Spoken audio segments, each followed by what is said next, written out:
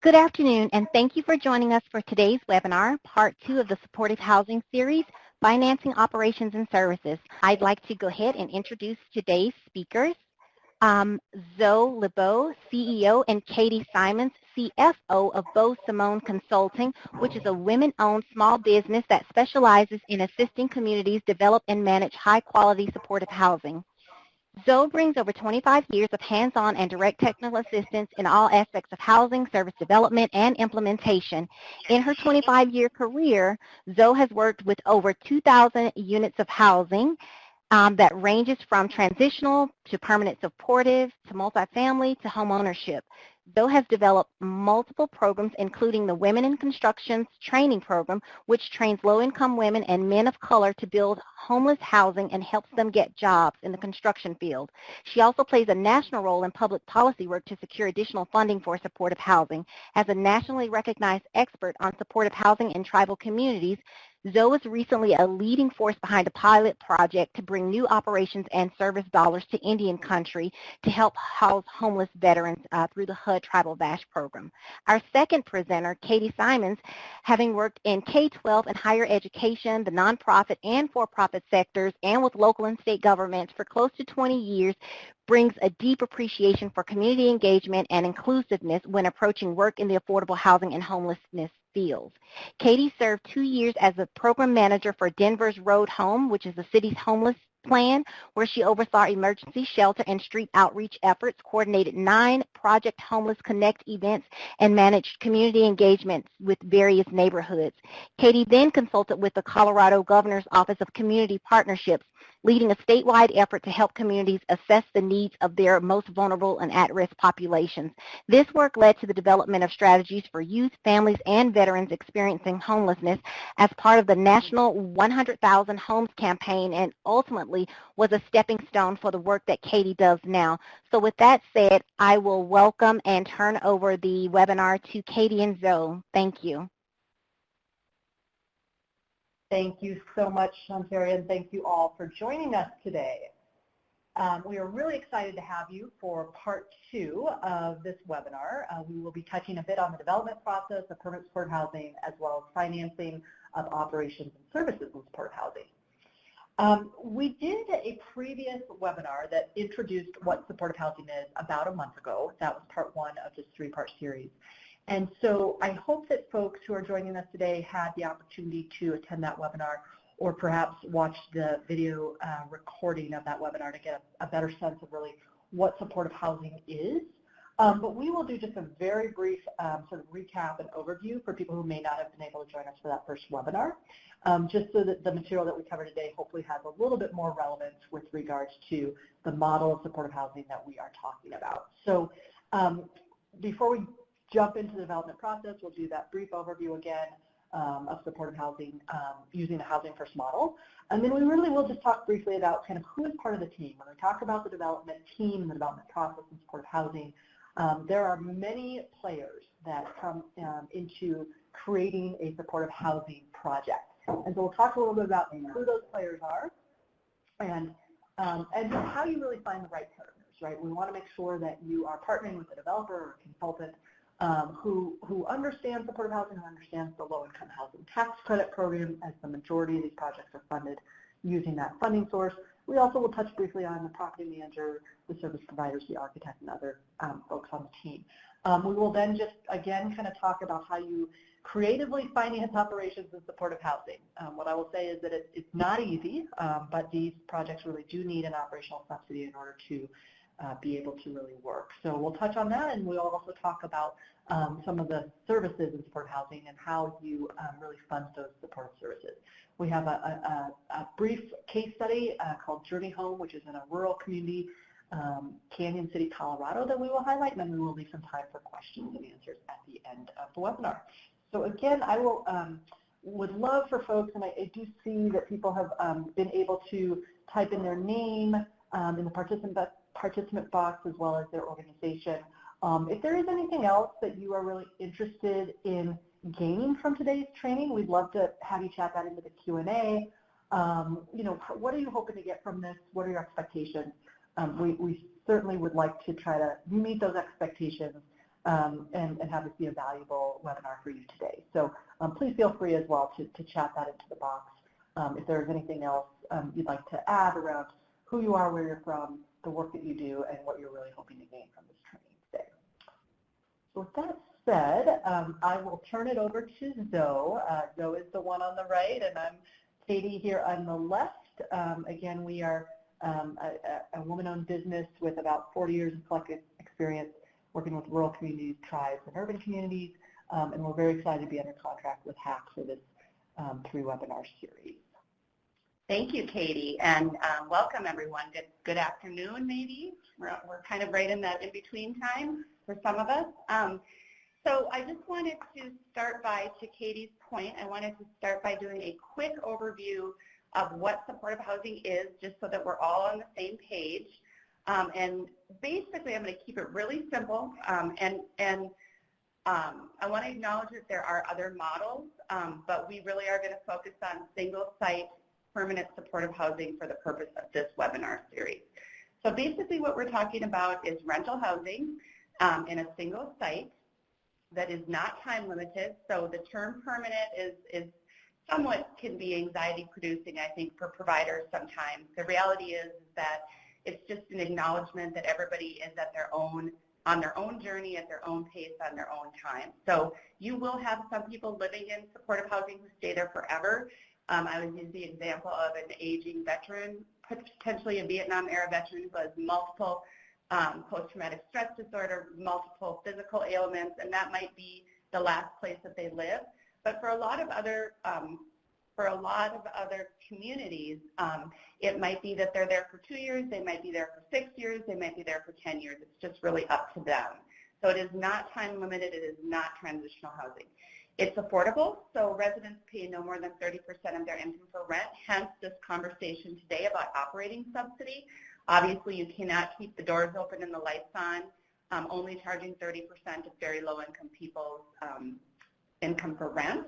It's independent, so residents hold leases with normal rights and responsibilities, so the same kind of accountability that you and I have as lessees, the residents have, with the understanding that we are intentionally targeting people who will very likely violate that lease multiple times, where supportive housing is really a housing opportunity for people that is intended for people who are homeless, who are chronically homeless, who have multiple barriers to housing, such as mental health and chemical dependency issues, potentially brain injury, things that have caused them to have what we call big behaviors. We don't like the term bad behaviors, we use big behaviors, and they have not been able to sustain other housing opportunities in the past. And really the services are the key. So I think that a lot of folks on this webinar are development type folks. And so you might be thinking, well, why do I care about how services are paid for? And the reality is that supportive housing really is a team effort and a team process, and the service provider is just as critical as the developer and the property manager. And if you develop a building, as you can imagine, a 50-unit building, for example, that is targeting people with severe mental health, severe addiction issues, and you do not have those intensive, voluntary wraparound services on site, you're going to have a lot of problems with that building. So we call it the three-legged stool. Development, services, and operations, or property management, are all critical to successful supportive housing. Okay? All right, so I'm going to jump, hopefully that makes sense, and I believe our first webinar is on YouTube, so you can go check it out if you didn't get a chance to see it live. I'm going to jump into the development process, and again, acknowledging that a lot of you are developers, a lot of you have done affordable housing before, so I'm going to really focus on trying to pull out what's different about supportive housing development. So, you know, this is not different, but supportive housing takes a long time to develop. And it takes a long time to develop for the same reasons that affordable housing does, only with additional complexities. So not only are you looking at a tax credit application process, which is usually once a year, you have to have all your debt or your gap financing.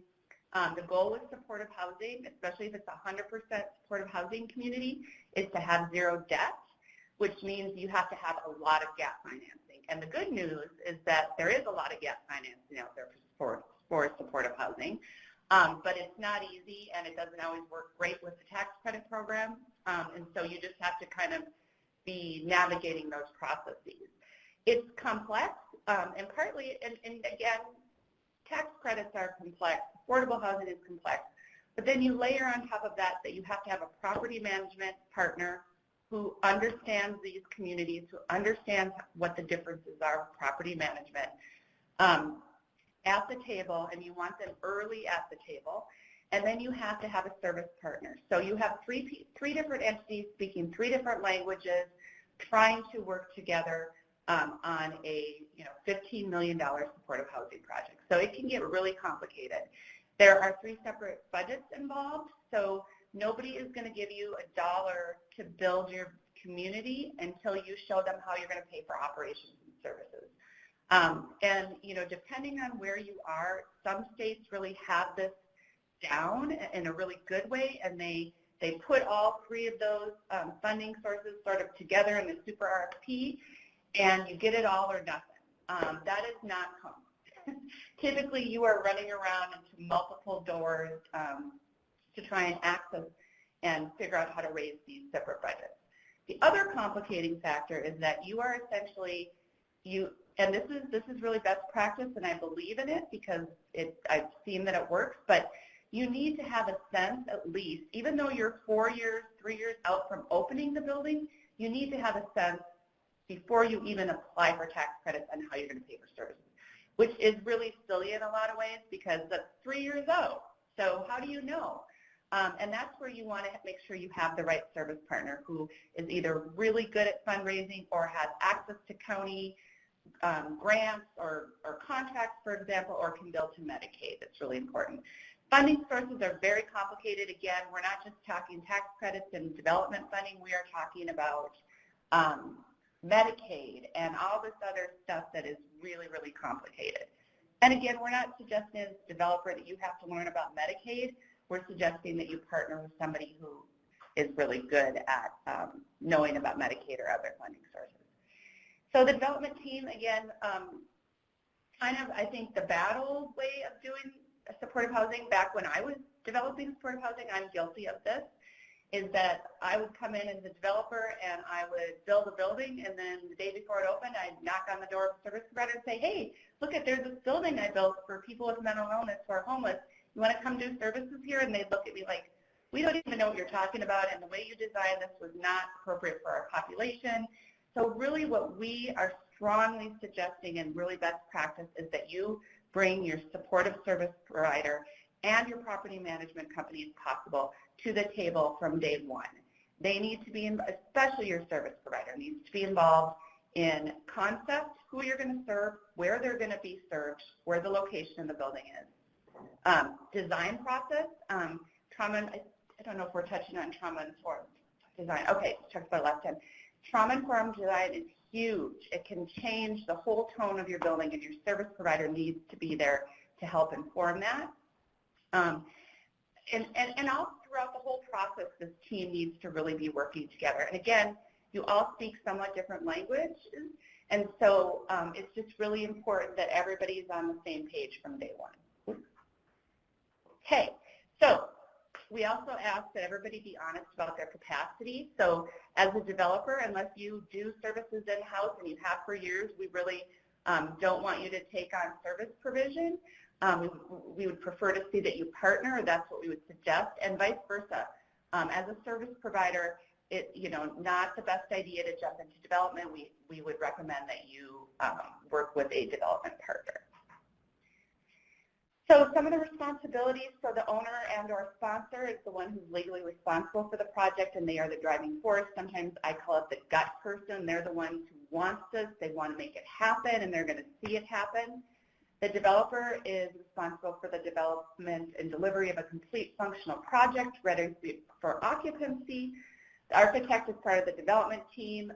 We did not used to have the architect on here, and we added them because we think it's really important that you have an architect who understands trauma-informed design, who understands supportive housing. Again, that can make or break a community. Property management, obviously they're responsible for real estate management, operations, rent collection, all that kind of good stuff for a completed project. And your service provider is responsible for the design and implementation of the supportive services plan, evaluation, and budget. So I think we just have 2 quick slides on this because we understand that a lot of you are developers, but we wanted to just differentiate kind of, there are 2 sort of, within the supportive housing world, as within affordable housing, there are 2 sort of ways that you can go about. If you do not do development in-house, or perhaps you do it, but because this supportive housing is new, you want to bring on a supportive housing developer to kind of work with your team. There's kind of 2 ways you can look at it. One is a developer who is typically a company or firm, not an individual person usually. They can provide services such as guarantees for the tax credits and or play the role of the owner/owner partner. They can also come in and do a turnkey project, so from start to finish, right? So from concept to a year-out tax credit compliance, development partner can do that. A developer can do that for you. And then there's development consultant, which is typically a small firm or an individual, not always, but typically.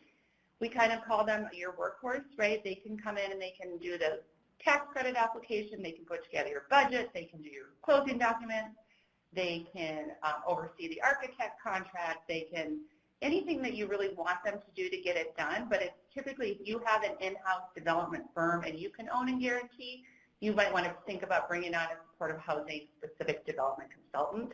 They typically don't play the role as the owner or guarantor of the tax credits, and often will be involved in smaller projects or work for experienced nonprofits or for-profits who have developers on staff. Okay. All right. Turn it back over to Katie. Wonderful. Thank you, Zoe. So now that we've talked a little bit about kind of the who, right, the who is on the supportive housing team and who those players are, we're now going to talk a little bit about the how. And so what we will focus on here for the next 25 or 30 minutes or so is just really talking about the financing pieces, both of operations and of services. We're not going to go into the actual financing of development, so the capital funds that are needed, again, usually through a low-income housing tax credit program, or their funding sources to build the building. But we are going to talk today about operating it. How do you, collect the rents and keep the lights on and keep the water running, and pay for your janitorial services, et cetera. And then how do you really support the staff and the services that are going to be available to the residents? So what we will say is that there's not a ton of sort of, available sources out there to fund operations. But the big one that Zoe had mentioned was that these buildings really cannot operate without a subsidy. So when we think about what a subsidy looks like, that generally is going to be in the form of a voucher. And so what I will start by saying is there are a couple of vouchers right now. Housing choice vouchers is typically the name that we refer to them as, or Section 8 vouchers. In an ideal world, you would work with a local housing authority, and that might be your local city or county housing authority. It might be your state division of housing or housing and mortgage finance authority. And there are tenant-based vouchers and there are project-based vouchers. And what we really love to see in these buildings are what are considered project-based vouchers. That means that a voucher is being committed to the project itself. And so if we got a 30-unit project, we would love to have every single unit have an operating subsidy attached to it. And what that means is that if a tenant is eligible and moves in and is able to utilize this subsidy, again, we would expect and hope that the tenant could pay for a little bit of the rent, and so up to 30% of their income towards the rent is what is hoped for. And then the voucher itself would pick up the other 70%. Now, if a tenant moves in and they have zero income, they're going to pay zero for rent. And at that point, that means that that voucher will cover 100% of the fair market rent and be able to subsidize that unit until some additional rent can start coming in from the tenant. But if a tenant does leave out of one of these buildings, the voucher doesn't walk away with the tenant, right? It stays attached to that unit so that somebody else then who's next on the wait list or is eligible for the unit can move in, and that unit continues to be subsidized. So housing choice vouchers are really for anyone. There are a couple of limitations. These are generally federal HUD vouchers, and so there would be a couple of limitations in terms of who would be allowed to live in one of these units with this type of voucher. There are a couple of exceptions, which would include sex offenders who would not be allowed, nor would people who have been convicted of manufacturing methamphetamine. So other than that, though, what we are trying to do in supportive housing is make this type of housing as low barrier as possible. So there would be some other cases that might be considered on a case-by-case basis for somebody who has been involved in the criminal justice system.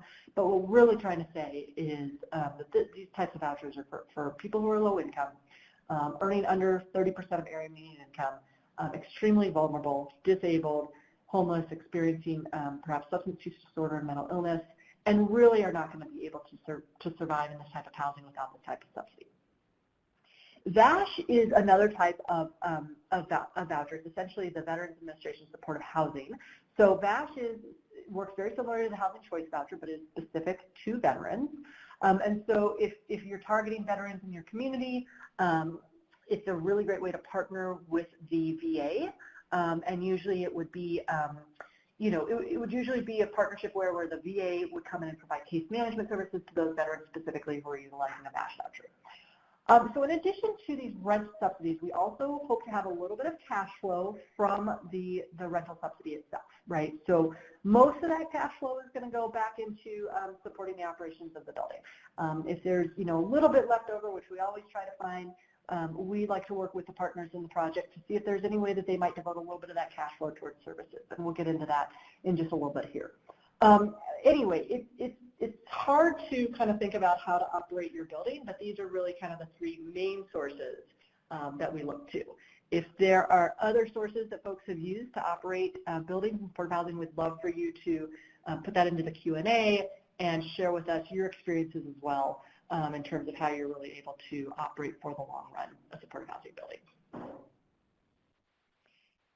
So we'll talk just briefly about operating budgets. So when you're putting together your operating budget, obviously you're going to look at, what your income is coming in the door and what your expenses are going out the door. And again, we're going to need that operating subsidy or operating source to be able to cover those expenses. The operating sources provide subsidies to cover the gap between the costs of operating the building itself, right, all of your utilities, your maintenance, et cetera, and what those tenants are really able to afford to pay in rent. So in order for a project to pencil out, a supportive housing project really needs an ongoing source of funding to supplement tenant rent. So once again, that's really important that we don't try to put tenant-based vouchers into these buildings, because the difference with a tenant-based voucher is that if a tenant does leave, they actually leave with that voucher. They walk with that voucher, and they may want to go and live elsewhere where they find a building or a landlord who would accept that voucher, and the tenant really gets to keep it. So that is really not a sustainable source of funding, and that's why it's really important for us to be able to say we're looking for operating subsidies that are really attached to this building for the long run. When we say the long run, we're looking at least 15 years and longer if possible. So again, such funding streams are known as operating subsidies, rent subsidies, or rental assistance. Some of the considerations we want to take and look at when we're talking about operating budget, we definitely know that there's going to be a management fee, right? So whomever your property management company is, now it may end up being the same company who is the developer. So you might have an integrated system or integrated company where you've got a developer who also property manages the building. And say in some cases you might see that they're also offering services. You might also have a project where you've got a different developer, a different property manager, and a different service provider. There's not one way to do all of these projects. They're very unique and oftentimes look very different. So in order, though, to think about where you're going to have to find money to pay the management company, there is going to be a fee, and it usually is going to be either a percentage or per door fee. You also want to think about what types of supplies and expenses are there for your offices, for your staff, for the people who are going to be in that building. We talked last time in the webinar about how a best practice in supportive housing is really a 24-hour front desk. So how are we going to support the staff and the offices that are going to be in that building?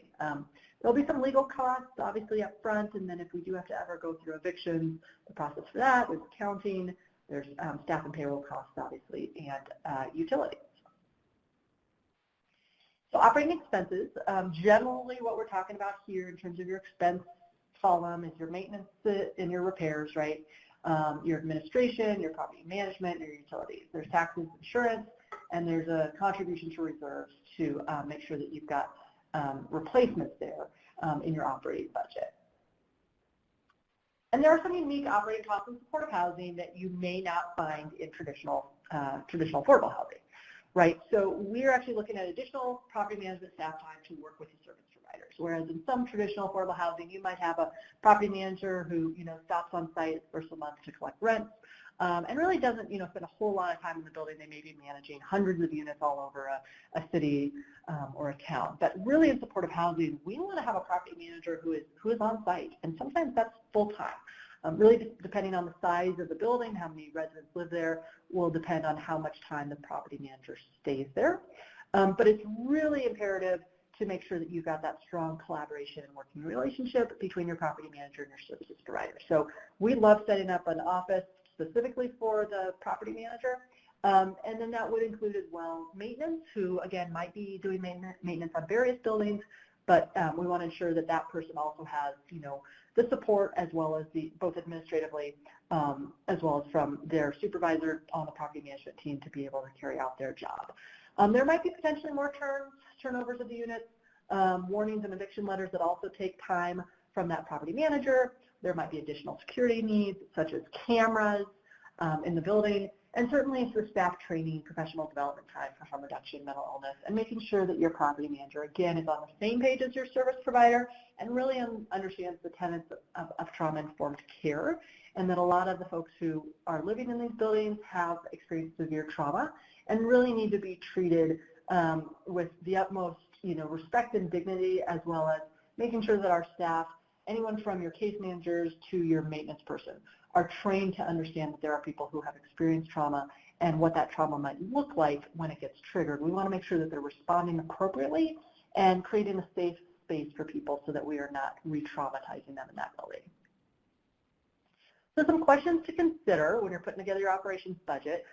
Does the budget include all of the revenue that the owner and sponsor can reasonably expect to collect as income? So again, you're forecasting, right? And a lot of this is a guess because you don't know how much income your residents are going to have.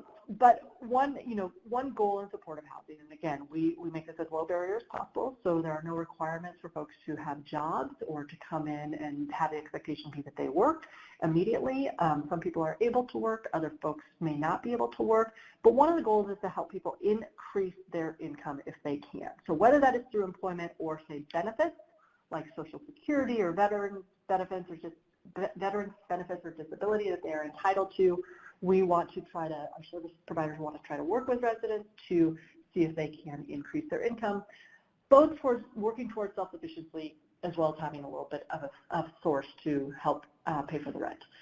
We're also going to ask, does the budget include all the costs that the owner and sponsor will incur to properly maintain and manage a successful project? So again, we're budgeting out a 15-year operations budget when we are putting these projects together before they ever even open. We just want to kind of show you a sample operations budget. Again, this would be your revenue or your income source. This would be for a small 30-unit rural project in Lodge Grass, Montana, for example. And so we looked at the number of units that were needed and the rent for 1, 2, 3, and 4 bedrooms. So you're calculating that out and what that would come out to in terms of rent on an annual basis. We can see that our gross rents equal about $311,000 annually. You've got a 5% vacancy rate. So we're really looking at a total rent collection of just under $300,000 a year, $295,602. In some buildings you might have a little bit of extra revenue, but not likely. But from things such as laundry or vending income or other fees, we're not going to charge late fees or late charges in these buildings. So usually you're going to have kind of your flat revenue coming from those rents. And I would just add to Katie's earlier point, these are not rents that we are expecting the tenants are going to be able to pay. These are the fair market rents for that community that we are assuming we have an operating subsidy, a housing choice voucher that is project-based. That is the rent payment standard for that community from that voucher. So the residents are not going to be paying that. The voucher is going to be paying that. Great. Thank you, Zoe. And so then on the other side of it, we would want to compare what that revenue source and what those revenue sources look like with our expenses. And so we would break down our expenses, looking at everything again, from that management fee to legal to your telephone and your elevators to your maintenance and your grounds maintenance and your on-site. So, you know, your electricity is going to be a big number in that, as is that management fee. But at the end of the day, we're looking at about $171,640 for your total operating expenses. So, you know, we've got a surplus here. And so again, this might not always be the case, but if you're looking at what your revenues were, close to $300,000, your operating expenses at just over $171,000, that actually leaves us with some cash flow, right? It leaves us with about $123,000 that, again, we are going to be able to play around with, put into some reserves, put towards services. So again, in an ideal world, you really are looking at generating some revenue through the use of these vouchers, and that's that's what is so great about being able to have a voucher commitment for the long run that, again, allows for project-based vouchers to stay within the building. All right, so let's talk quickly about financing services in supportive housing. So again, when we look at traditional affordable housing, you've got your capital expenses, you've got your operating. When we look at supportive housing, you've got the capital, the operating, and you've also got the services. And this is going to be the most difficult and probably the least stable to finance, as our residents in permanent supportive housing really do have complex needs. So this is where folks have to get creative and kind of think outside of the box, and really think about, again, how do we put together a budget for 15 years, right, where we're going to try to identify sources to help support services. I know that many of you are probably laughing at that because, you know, in the real world, it's hard to project out what your budget may look like next year, especially in the time of COVID and what we're dealing with now. A lot of uncertainties, a lot of complexities when it comes to forecasting out and trying to envision what your future budgets are going to look like. But with service budgeting, these are just kind of some basics. Again, as Zoe had mentioned in the beginning, the services budget is a totally separate budget from both your development budget, and it's also separate from your operating budget. Most funding sources will require a clear separation of these three budgets. And so, again, as we just mentioned in those previous slides, your projected expenses should always match your projected revenues. And again, you're hoping that, you know, you might have a little bit of extra in terms of those revenues to help cover services, and the services plan will certainly inform the services budget. So more budgeting basics.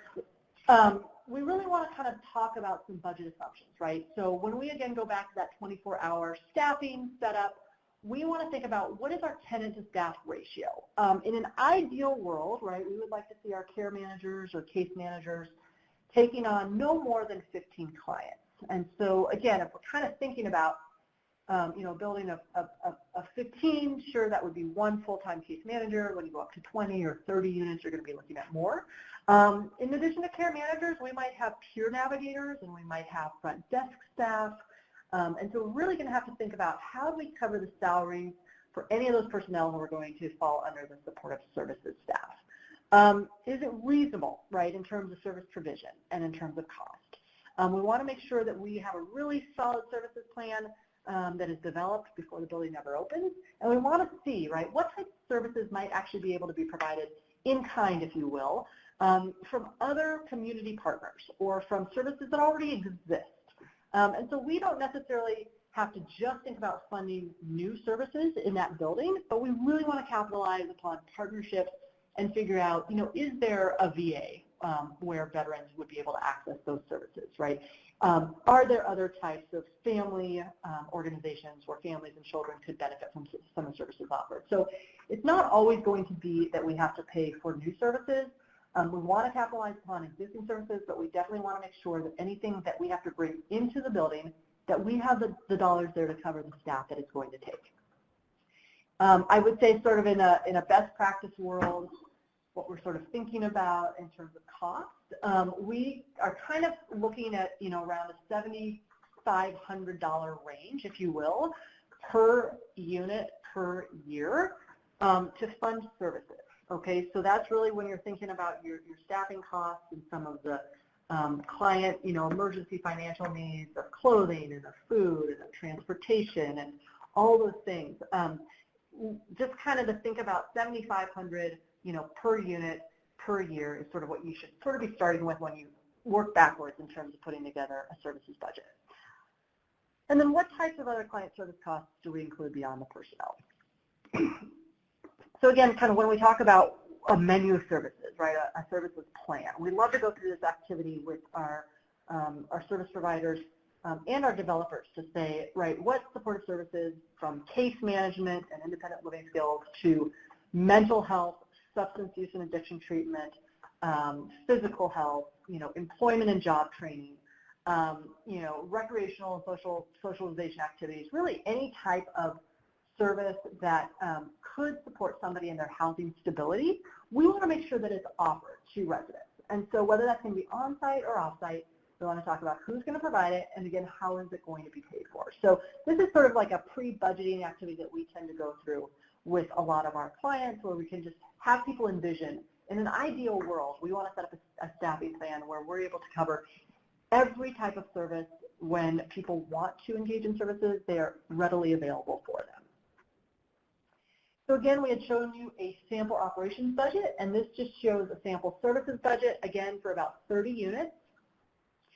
You can see some of the personnel or service staffing costs that include, what are folks going to be doing, right? We generally look at an overall coordinator or a program director, maybe not a full-time director, but somebody who is certainly coordinating all the services and supervising staff. You've got your case managers, or resident services coordinators, as some people like to call them.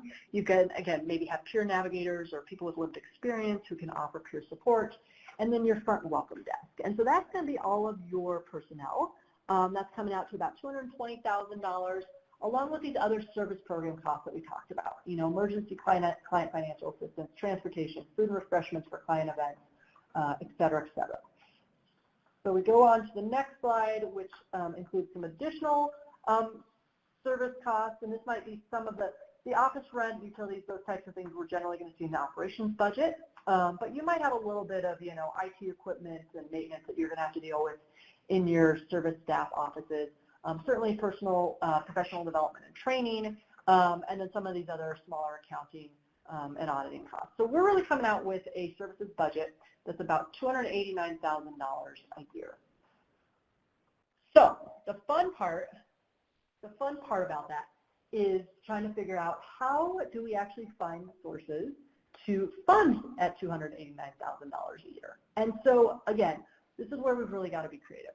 There aren't a ton of sustainable service funding sources out there, but some of the big ones that we really like to look at is making sure that you are partnering with a community mental health center or an agency that is able to bill Medicaid. So we put about $80,000 a year starting here that can be billed back to Medicaid for services that are being provided to the residents of the building.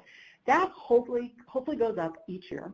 It's really going to depend, right, because services are voluntary in a purpose-supported housing building, how much and how often clients engage in services. But the idea is, again, that while services are voluntary for the resident, they're not voluntary for the care managers or for the service staff. So that service staff is doing everything that they possibly can to engage people in services, and services can look very different in supportive housing. It could be case management, it could be walking with somebody's therapy dog, it could be baking cookies and inviting people down to play cards or to play bingo or to line dance or to do other activities. And a lot of these things, it can get a little bit tricky in terms of how you're able to bill Medicaid and justify those expenses, but there are ways in which we see billing up to $80,000 to $100,000 a year for services that can go back and be reimbursed by Medicaid. So that's a huge source. We do try to work with the developer, again, to have the developer set aside a percentage of the developer fee that they earn by building a low-income housing tax credit project, and having that percentage go back into the services budget and make sure that we keep it in a reserve budget so that we have a $50,000 line item every single year to help support services. We also talked about some of that additional revenue or cash flow that comes in after we've covered our operating expenses. We can take a little bit of cash flow each year to go in. And then again, we're going to have a gap, right? So we've got to be creative with finding either private sources, foundational support, continuum of care funding sometimes, or other types of service funding that might come in from different sort of non-traditional sources. So all of that put together, we hope that we don't have a deficit at the end of the year. We're probably not going to have much of a surplus, but we are going to match our annual sources forecast at $289,000 a year as well. So anything that you want to say, though, about the operating and services budgets before we move on? No, I mean, I'll just reiterate what Katie said about the service, as far as the services budget, really trying to work with existing service providers who are already serving the population, but maybe not very successfully, because it's really hard to get somebody to follow through on their mental health treatment when they are homeless and bopping around and don't know where they're sleeping one night to the next. So I think, you know, my first call is always the local behavioral health group.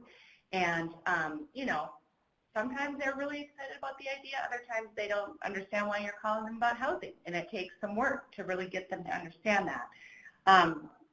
Sometimes it's the local homeless shelter that's like, we're tired of being just recycling people in and out of the shelter, and we don't have a solution for them that's permanent, and they might be the ones who have a contract with the county or whatever it might be.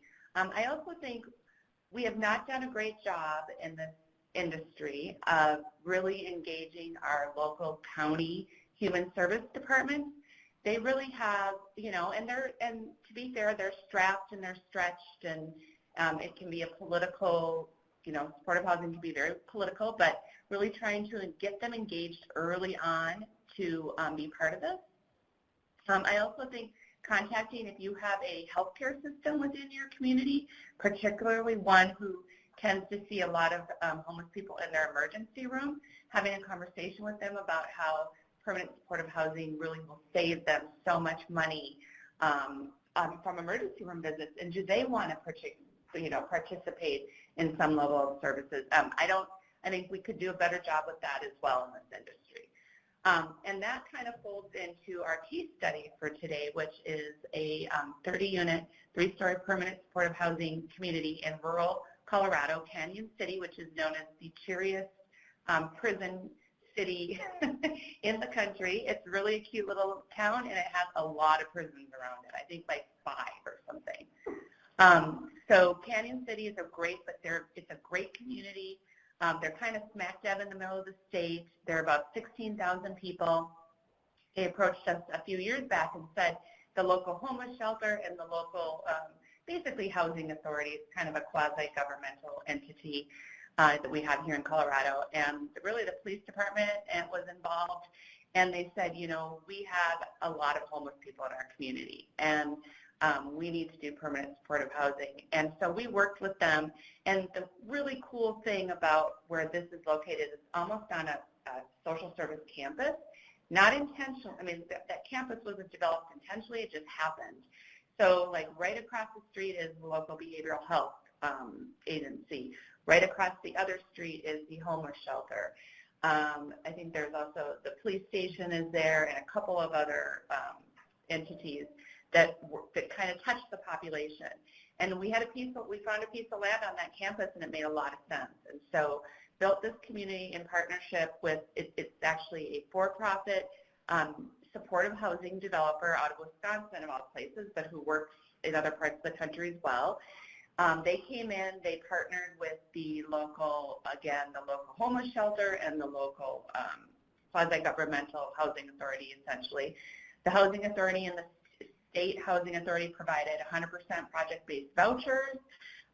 The homeless shelter is providing services on site. They also have done some really cool things with VISTA volunteers and really bringing existing services. So when we did the service planning and budgeting for this project, we didn't have to raise a lot of money because the community really stepped up and said, hey, we are already serving these folks, but not very well because they do not have permanent housing. So this project has been open 2 or 3 years now, I think, and they've had a lot of success stories already.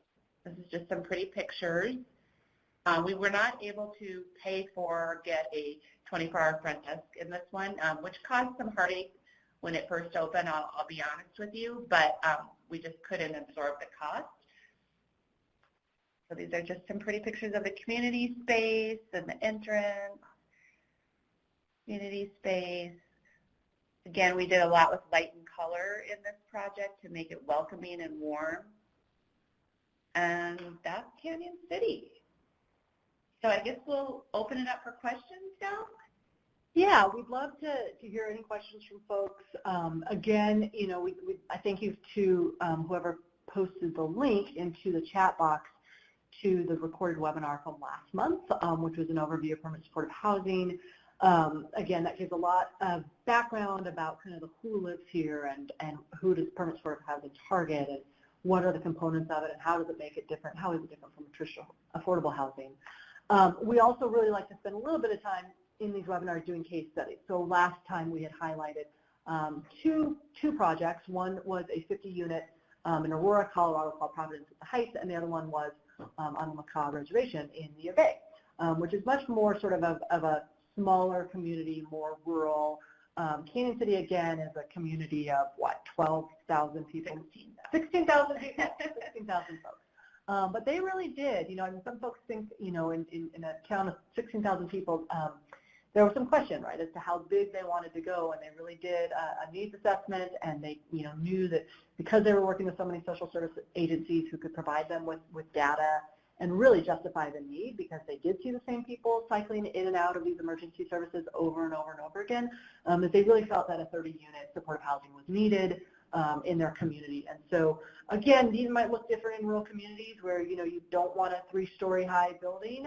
You know, the Macaw project that we showed you last time, you know, is really more kind of 1 story, but a connecting of 4 different buildings with then sort of a front door entrance and a open community room and space that then leads out into an outdoor courtyard. So different ways of doing these buildings, certainly, and they look very different in every community. But we would love to take, I think, now some questions for the next 10 minutes or so and see if folks have any questions specifically about operations or services or NIMBY. To Jean's question. Hi, Jean. Yes, so NIMBY, for folks who aren't familiar with it, not in my backyard.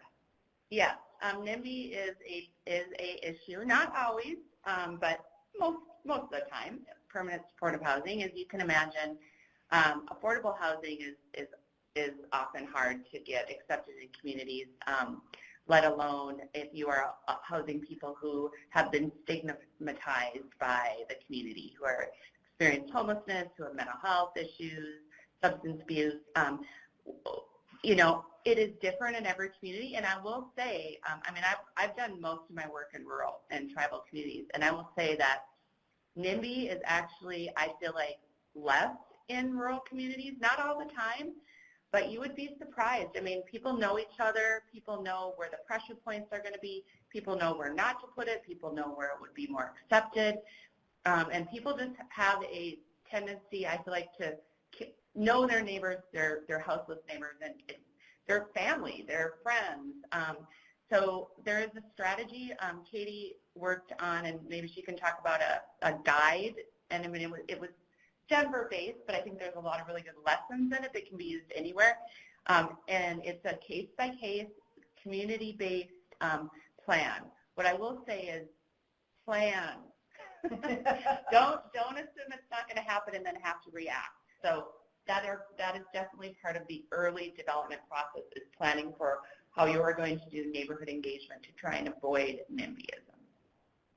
Yeah, and I will just add to that as well. I mean, it's oftentimes something that I think, you know, developers and others just maybe don't want to do or don't want to have to face. I mean, you know, you don't see developers who are developing, you know, market rate housing having to go in and do a lot of community outreach. You know, sometimes these are projects, obviously, that are not seen in the same light.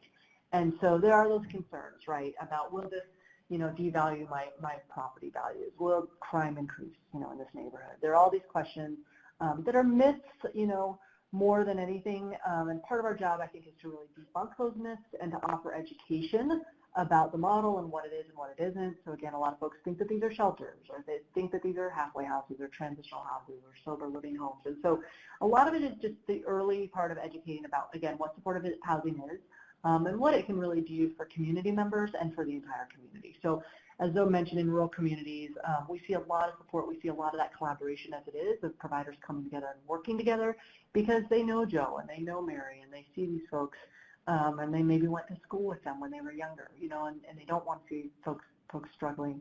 But really getting in front of your decision makers early, so talking to your, you know, your tribal council or your city council, you know, getting in front of your neighborhood gatekeepers, if you will. So if there are local coalitions or communities that are very active and well known, you know, really wanting to try to get the support early on of folks. It's great when we can, you know, get supporters and advocates who can talk about this in a way that it is meaningful to their neighbors and to their community members, because, you know, we really do want to take care of folks who are our own and who we know are struggling in these communities. So next question is from Michael Howard at Arch Community Health Coalition. Can we set up a nonprofit to develop and operate low-income housing and supportive housing? So this is a great question, and Michael, I looked you up, and not you personally, but Arch Community Health Coalition, and it looks like you are a group of health, is an alliance, so service providers. So I would say, again, back to the kind of everyone being in their lane and doing what they're good at, I would say for you all, what I would do is I would look at putting out a request for proposals for a developer who would come in and develop and own low-income and supportive housing in your community, and look to you and your membership to be the service providers. You know, you could certainly set up a nonprofit, but the reality is that you're not going to get awarded the funds that you need to be able to do this unless you have a track record or are partnering with somebody who does. There's also substantial financial guarantees that you have to provide in order to use, for example, the low-income housing tax credit, and that might be something you can provide as an alliance, and many groups we work with can't provide that. And so bringing on a developer who has that balance sheet, who has that track record, who has a mission-based focus, and that's really important, who's willing to work with you hand in hand to do these projects would be my suggestion.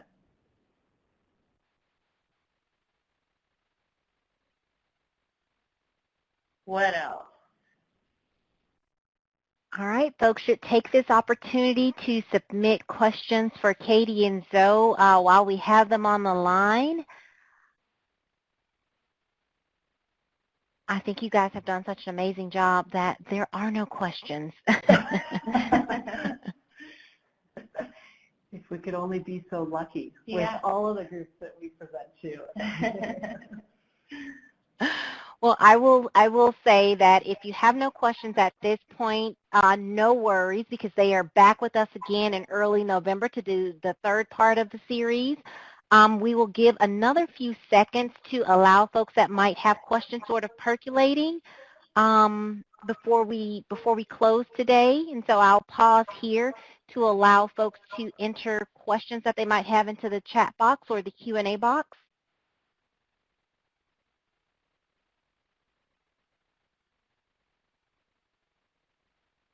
All right, looks like Tracy out at BDT Housing Services in Mississippi is submitting or thinking of a question. Let's see. Great.